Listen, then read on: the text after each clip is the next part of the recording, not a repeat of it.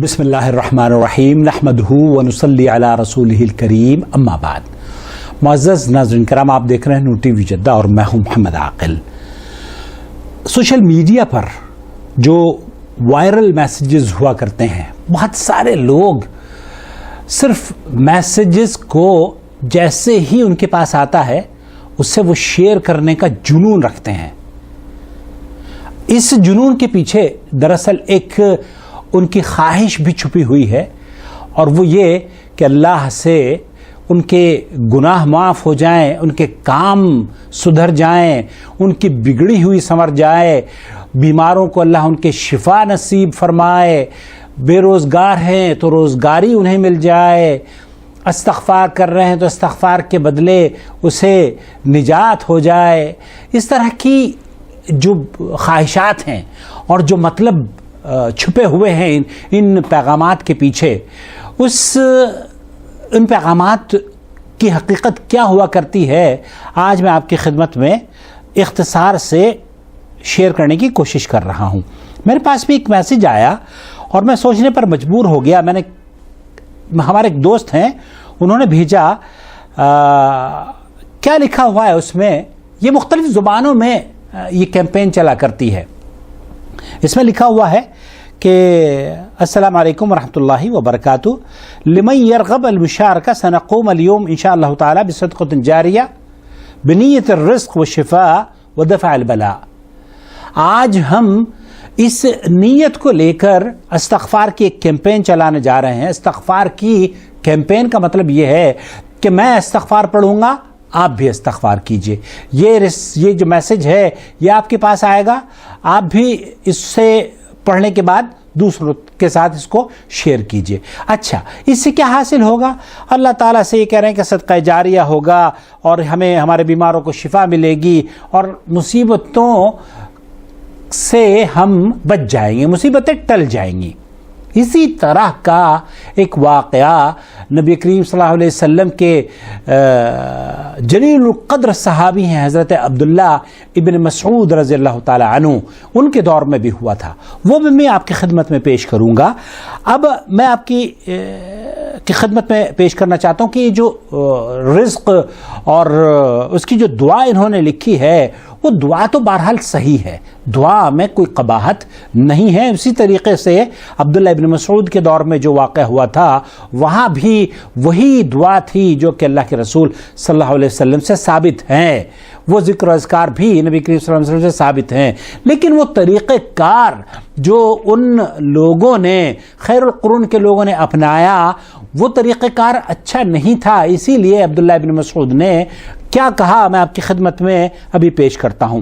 اس میں یہ لکھا ہوا ہے کہ استغفر اللہ الذی لا الہ الا هو الحی القیوم واتوب الیہ عدد خلقہ ورضاء نفسہ وزنۃ عرشہ ومداد کلماتہ اللہم انت ربی لا الہ الا انت خلقتنی وانا عبدک وانا علی عہدک ووعدک ما استطعت اعوذ بک من شر ما صنعت ابوء لک بنعمتک علی وابوء بذنبی فاغفر لی فانہ لا یغفر الذنوب الا انت.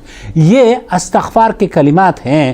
ان کلمات کو ایک آدمی اگر پڑھتا ہے اور اس ذکر کو ایک آدمی اگر پڑھتا ہے تو کوئی حرج نہیں ہے، کیونکہ اس میں کوئی ایسا شرکیہ جملہ نہیں ہے جس کو کہا جا سکے کہ یہ نبی کریم صلی اللہ علیہ وسلم یا اسلامی تعلیمات کے منافی اس میں کوئی چیز ہے.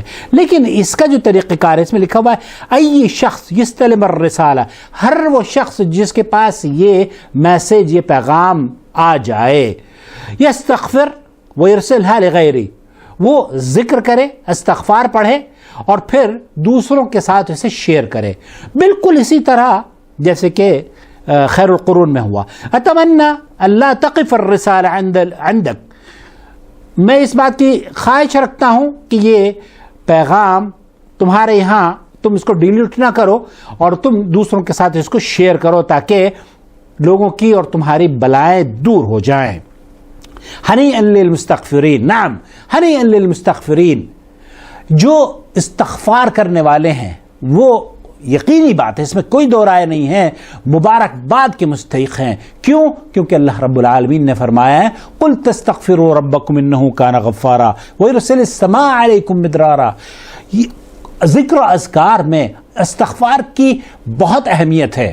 اللہ کے رسول صلی اللہ علیہ وسلم سے استغفار کا کرنا صبح و شام نبی کریم صلی اللہ علیہ وسلم سے ثابت ہے، لیکن یہ جو طریقہ ہے کہ آپ اس کے ذریعے لوگوں کو بھی انوالو کریں اور کہیں کہ آپ میں نے پڑھا ہے، آپ بھی پڑھیے، میں نے بھی بھیجا ہے، آپ بھی بھیجیے. اسی طرح کا بالکل واقعہ حضرت عبداللہ ابن مسعود رضی اللہ تعالی عنہ کے عہد مبارک میں ہوا، جب آپ حیات تھے.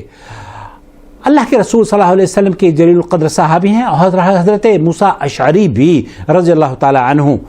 جب ایک لوگوں نے عبداللہ ابن مسعود کے یہاں جا کر ان کا انتظار کرنا شروع کر دیا، ان کے گھر پر بیٹھ گئے کہ عبداللہ ابن مسعود باہر نکلیں گے تو ان سے ہم بات کریں گے. وہاں سے گزرے، یہ مسند دارمی میں اسے امام دارمی رحمۃ اللہ علیہ نے نقل کیا ہے.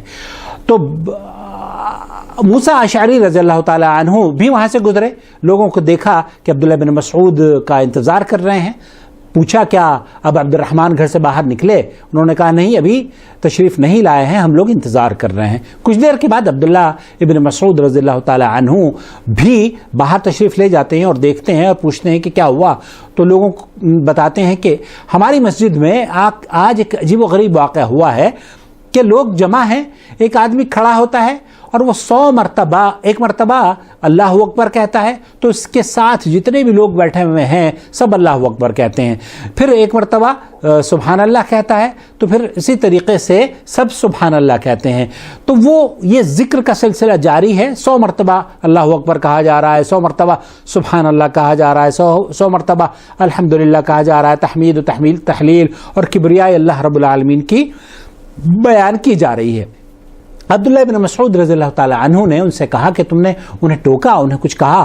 ابو موسیٰ اشعری رضی اللہ تعالی عنہ نے ان سے کہا کہ نہیں اے ابا عبد الرحمن، ہم آپ کا انتظار کر رہے تھے کہ آپ نکلیں گے تو انہیں کچھ نصیحت کریں گے.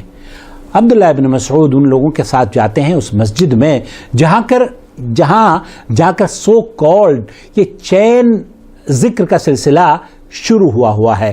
جس طرح سے یہ میسج آیا ہے کہ آج استغفار کی کیمپین کرنی ہے، اسی طرح سے آج ہمیں درود کی کیمپین کرنی ہے، 5 کروڑ درود پڑھنا ہے. اسی طریقے سے آج سورہ فاتحہ کی کیمپین کرنی ہے، 5 لاکھ مرتبہ سورہ فاتحہ پڑھنی ہے. اسی طریقے سے آج فلسطین کے لیے یہ کلمات پڑھ لیں. اس طرح کی واقعات، اور اب شور آپ کو پتا ہوگا کہ سوشل میڈیا پر بہت سارے میسیجز آپ نے بھی دیکھے ہوں گے. ابو موسیٰ اشعری اور عبداللہ ابن مسعود رضی اللہ تعالی عنہ مسجد میں جاتے ہیں اور عبداللہ ابن مسعود جا کر ان لوگوں سے پوچھتے ہیں کہ تم کیا کر رہے ہو؟ انہوں نے کہا کہ اب عبد الرحمن، ہم اللہ کا ذکر بیان کر رہے ہیں، اللہ کی حمد و ثنا بیان کر رہے ہیں. ایک آدمی کھڑا ہوتا ہے اور وہ کہتا ہے اللہ اکبر، اور سب اس کے پیچھے اسے اللہ اکبر پکارنا شروع کر دیتے ہیں، جیسے کہ جمع ذکر لوگ جمع ہو کر کرتے ہیں. ابو موسیٰ اشعری اور حضرت عبداللہ ابن مسعود رضی اللہ تعالیٰ عنہ بھی وہاں تشریف فرما تھے، وہ دیکھ رہے ہیں ساری چیزیں اس وقت.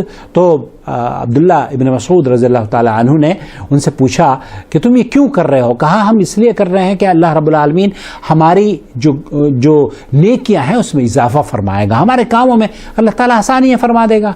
تو ابو موسیٰ اشعری اور عبداللہ ابن مسعود نے ان سے کہا کہ واللہ تم تو لقد ضللتم، تم تو گمراہ ہو چکے ہو، اور اللہ کے رسول صلی اللہ علیہ وسلم کی ابھی تو استعمال کی چیزیں ہمارے درمیان موجود ہیں، وہ تک ٹوٹی نہیں ہیں. ابھی تو نبی کریم صلی اللہ علیہ وسلم کے صحابہ تمہارے درمیان موجود ہیں، تم اتنی جلدی گمراہی میں پڑ جاؤ گے. یہ تو کریے درود 5 کروڑ پڑھنا ہے، آج فلانے شخصیت کو یہ تحفہ پیش کرنا ہے، یہ تمام ایسے خوبصورت نام دے کر دراصل آپ کو بدعت پر آمادہ کرنا ہے. اللہ رب العالمین سے دعا ہے کہ اللہ تعالی ہمیں بدعت سے محفوظ رکھے اور اللہ رب العالمین ہمیں ذکر و اذکار کی توفیق عطا فرمائے. لیکن وہ